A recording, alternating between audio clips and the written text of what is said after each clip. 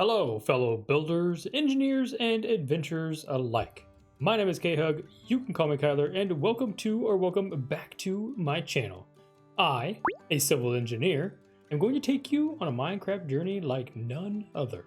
In this series, we embark on a quest not about building towering structures or intricate redstone contraptions, but to delve deeper into the heart of civil engineering within this pixelated universe. We'll delve into the why and how of civil engineering and discuss the importance of efficient resource management, environmental sustainability, and the role of innovation in shaping the cities of tomorrow, even if they only exist in the realm of ones and zeros. Now, being that this is the first episode of the series, we are going to outline all the key features of civil site engineering. So without further ado, welcome to episode 1, Introduction to Site Design. Site design plays a pivotal role in civil engineering projects as it sets the foundation for the entire endeavor. It involves careful analysis and planning to ensure optimal use of space, efficient resource allocation, and adherence to the local environmental and jurisdictional considerations.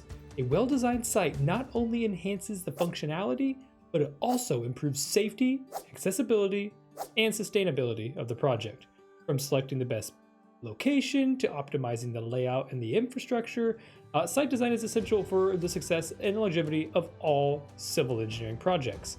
For now, we're going to break the series down into a few short bullets as I use the terrain selected behind me for visual reference, and then we'll get into some more of the nitpicky stuff of grading and infrastructure, utility management, all that kind of stuff later. But this is just going to be a bulleted headline of what civil engineering is and how you can use it. Section 1, Topography. Topography is the study of the shape and features of a land's surfaces and is crucial in the civil engineering site design process. It provides essential information about the natural landscape, including elevation changes, slopes, and drainage patterns.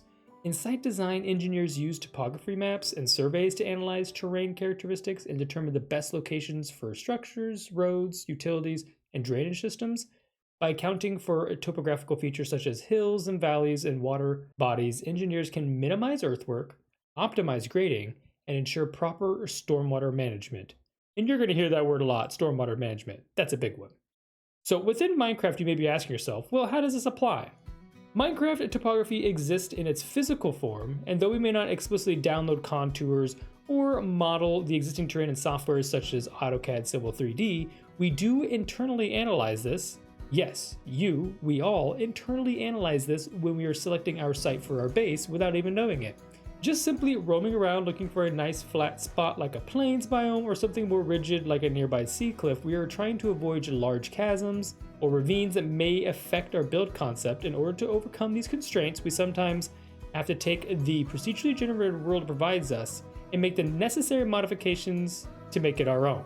For example, this little piece of land here that I have selected from the terrain behind us that we're going to use for model reference is pretty minimal. So this is ideal from this vantage point, a very ideal piece of land for a land developer, somebody who develops large residential communities or even one large shopping complex or a commercial thing like a gas station or a restaurant, because you have a singular consistent slope heading from that corner all the way down here, so all of your water drains relatively in this direction. Now obviously there's some spillage over here that may flow in this other direction, but what is not optimal would be the site plan from this perspective. If you couldn't see what's beyond there, if your road access was through here, this is not optimal because now you have all this hillside that you have to either cut out, put some sort of retaining wall to be able to hold back enough of the hillside here to put your building in this general area.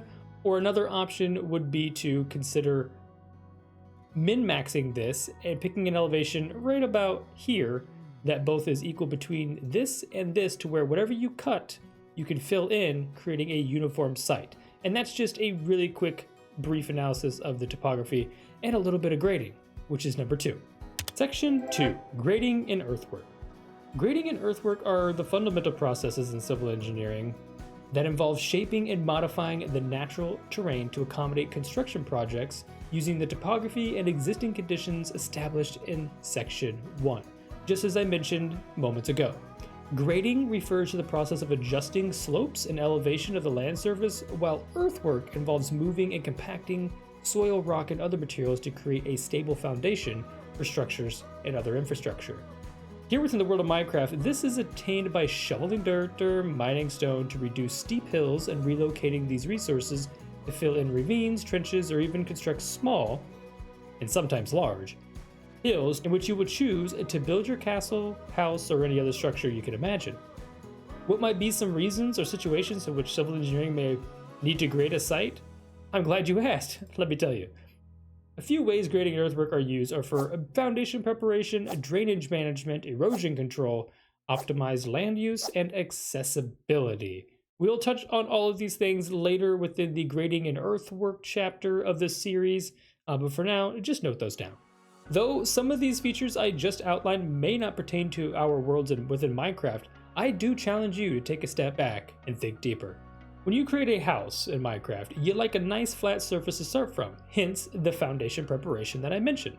The pathwork you create to navigate to and from your home, to your animal pens, or your crop fields requires smoothing the land to make it easier to walk, hence accessibility.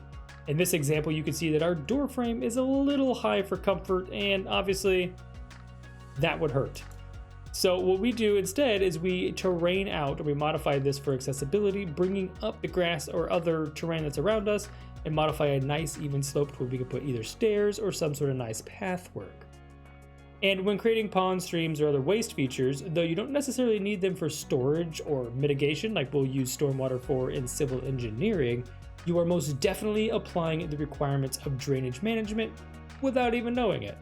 Check that out. Y'all are aspiring civil engineers and you didn't even know it.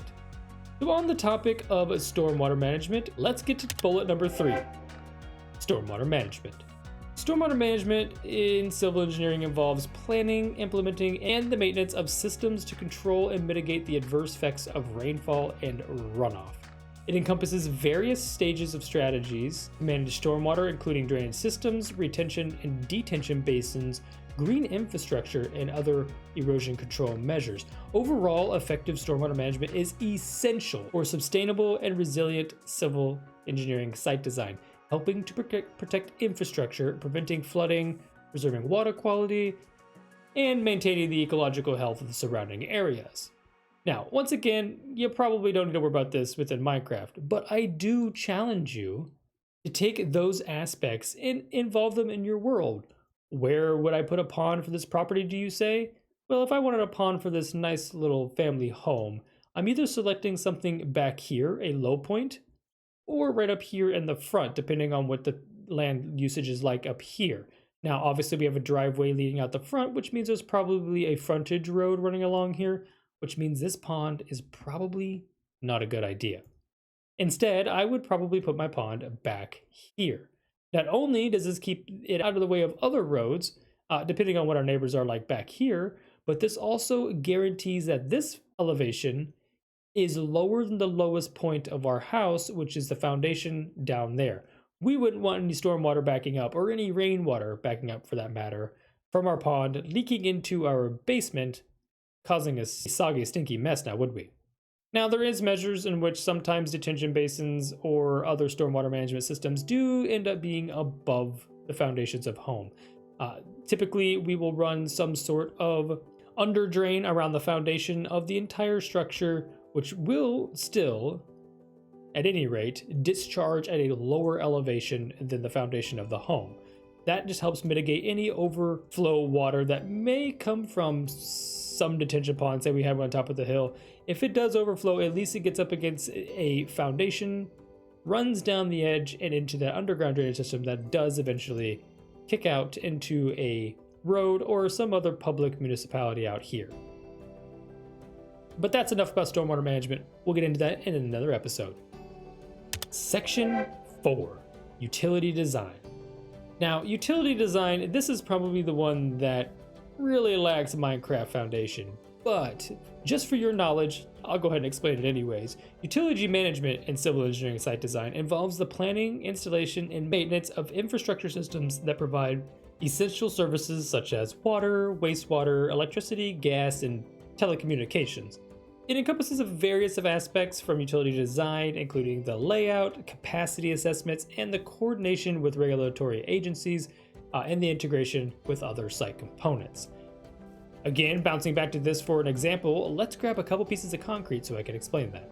Now, I'll touch on these colors a few more times throughout the series, and especially when we get into utility coordination. But for now, if you can remember, we're going to do red for sanitary. That is any water leaving the home. This will be something like flushing your toilet. This is where your sewer comes through. Green will be stormwater. So this is anything like downspouts, any underground drains leading into the public right-of-way. From a public standpoint, most of your houses probably drain away from your foundation, so that would be a constant slope from the base of your home down towards the road out front, where it is captured in like a gutter, a curb and gutter, in an inlet there. And we'll describe that much more in detail later. But for now, green is for stormwater.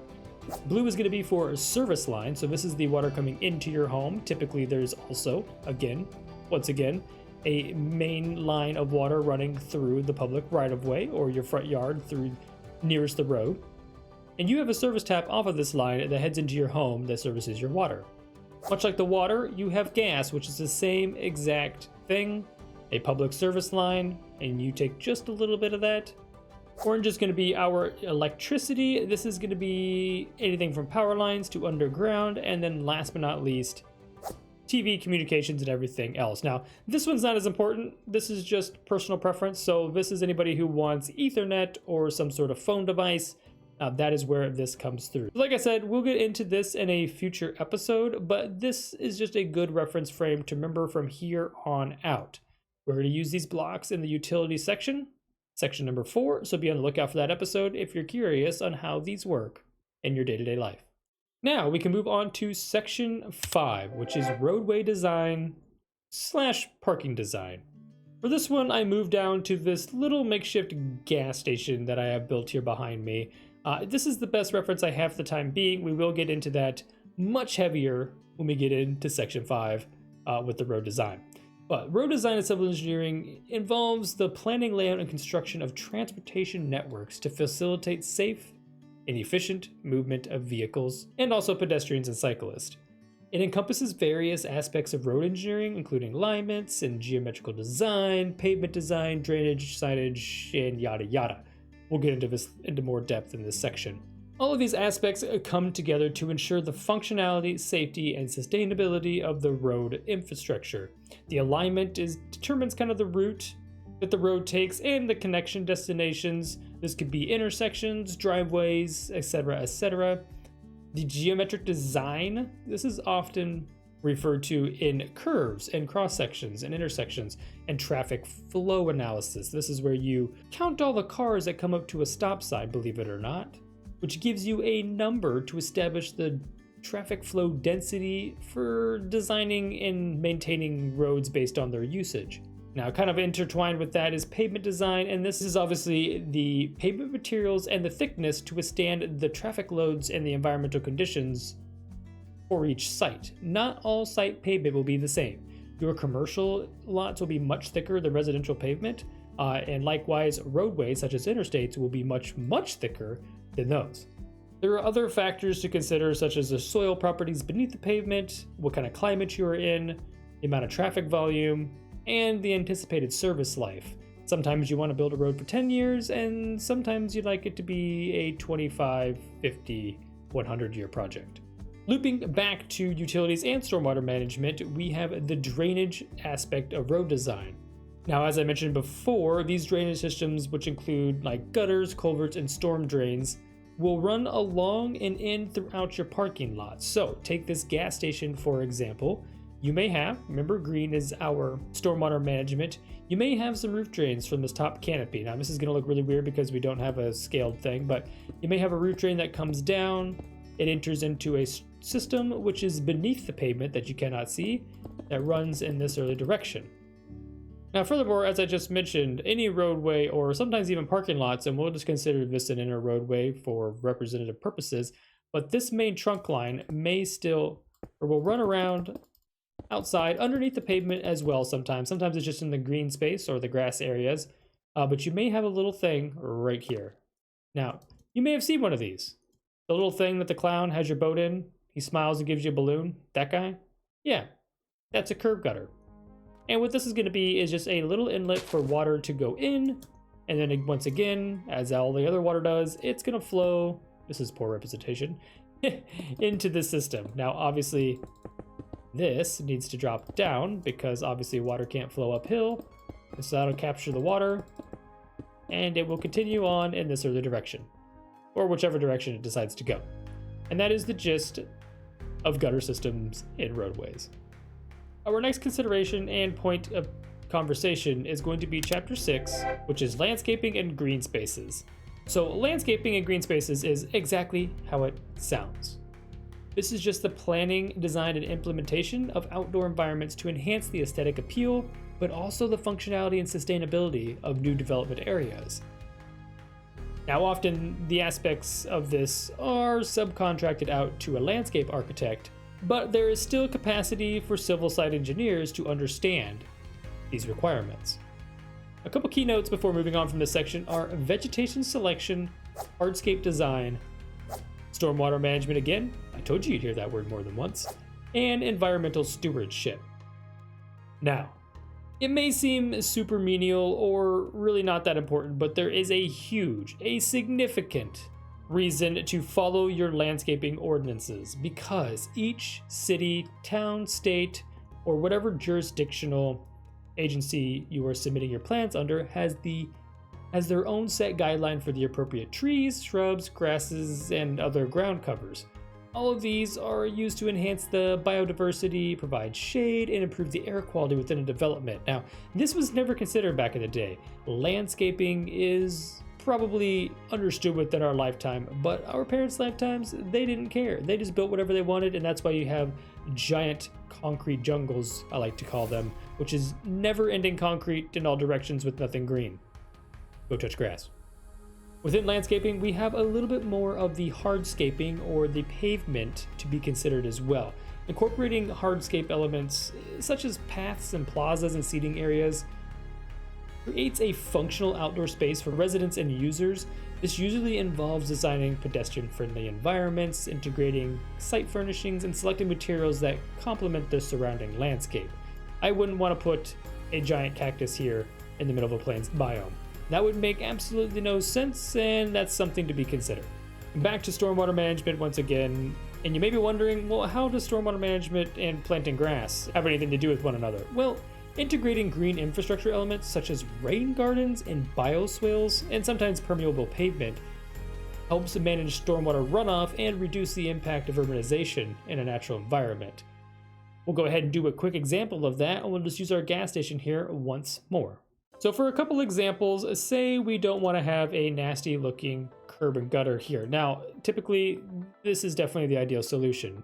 But another solution would to be, if you've ever seen the concrete bricks in your pavement, whether that be on a roadway, in a parking lot, pedestrian crossings, on sidewalks and stuff, this typically is because this is a permeable pavement section. Meaning any water that runs in this direction, say this whole thing slopes in that early direction, all the water comes to right here. The whole site has to be drained through this, what used to be curb and gutter. Well, what we could do is we could run all this water over what is permeable pavers, and in between the cracks of the little bricks on the ground, water will be able to bypass into an under drain, and you guessed it, right back in to the same old system. And that's just a nice way of adding in some filtration options without having ugly aesthetics. A rain garden is very similar in the sense that typically these are like rooftop gardens. You'll see a lot of these in some bigger cities where there's not really the option for grass yards everywhere. But if you haven't seen it, I will give you another example here. Sometimes you will see roof sections that have grass on top of them, and you might think it's the most bizarre thing. You might also think that, well, it's just so somebody can have a yard. Well, yes and yes, but it actually has a more fundamental reason, and that is stormwater management. What's happening here is if the roof is flat enough, or, again, say this roof flows from behind me, should directly in front of me where the grass is at, what this is doing is allowing stormwater to penetrate through the dirt, because it cannot penetrate through the rest of the roof. It is solid, it's watertight, but when it gets here, it's able to seep down through the grass into some sort of sub base, which could be a granular rock or some sort of fabric, and then once again, along with everything else, it eventually finds its way to a single output drain or multiple. You might have one on this column, one on this column, so on and so forth. But then it eventually, as everything else, finds its way into the stormwater system or into the nearby stormwater detention pond. But that's enough of me walking around talking about grass and stuff. But again, don't forget to go touch grass. So moving on, we have urban planning. For our last example, I am going to use the cutout of what's behind me, and that is 2 townhomes, similar build, and you may have seen plenty of neighborhoods in your area of something like this. This is very city-esque. I guess this is less townhome or independent residence. Usually independent residences are like similar homes, same build, wood construction, not usually brick, and it's just copy and pasted through an entire neighborhood. But this is more of a city-style building. I just kind of like the look of it, if I'm being honest. But this urban planning in civil engineering involves organization, development, and management of urban areas to create functionality, sustainability, and livable communities. Not only are we considering the drainage and all the utilities for one building, but we're doing it for many. This encompasses various aspects of land use, transportation, infrastructure, environmental management, community development, to address the needs and the priorities of the residences, businesses, and the stakeholders within the urban environment. A couple things to take away from urban planning are land use planning, transportation planning, infrastructure planning, and environmental planning. Now, a lot of these terms you've heard before because they are just, in fact, the last few sections on a grand scale. So not only now do you have to consider the characteristics of the land, may that be the grading, the stormwater management for a single lot, but now you may have hundreds, sometimes thousands of lots that all are integrated together. As a brief example, this is the same piece of land as before on the single family home, right over here.